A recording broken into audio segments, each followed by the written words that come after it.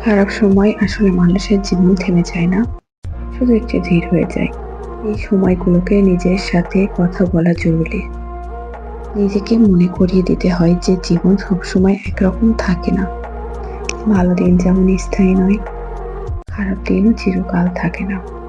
কখনো কখনো মনে হয় সবকিছু ভেঙে যাচ্ছে, কিন্তু ভাঙা জায়গা থেকেই যে নতুন শক্তি তৈরি হয়। তাই খারাপ সময়কে দুর্বলতা নয়, শেখার একটি সুযোগ হিসেবে দেখাই ভালো। নিজেকে বোঝাতে হবে আমি হাল ছাড়বো না, আমি ভেঙে পড়িনি, আমি শেষ হয়ে যাইনি, আমি ভেতরে এখনো শক্তি আছে, এখনো আশা আছে। ছোট ছোট অগ্রগতি, ছোট ছোট সাফল্য, সবাই সামনে এগিয়ে যাওয়ার শক্তি খুঁজে।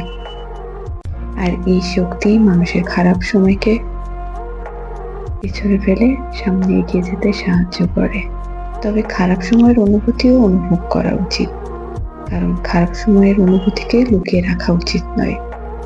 তবে মনে রেখো, প্রতিটি অন্ধকার রাতের পরে নতুন সকাল আসে। তোমার জীবনেও যে নতুন সকাল আসবে। তুমি ধৈর্য ধরতে থাকো এবং নিজেকে আরো শক্তিশালী করো। একটা সময় দেখবে তোমার খারাপ সময়টা কেটে গেছে। তুমি আরো কঠিন সময় পার করতে পারবে। এই কঠিন সময় পার করার পরেই হয়তোবা তুমি সুন্দর একটি মুহূর্ত উপহার পাবে।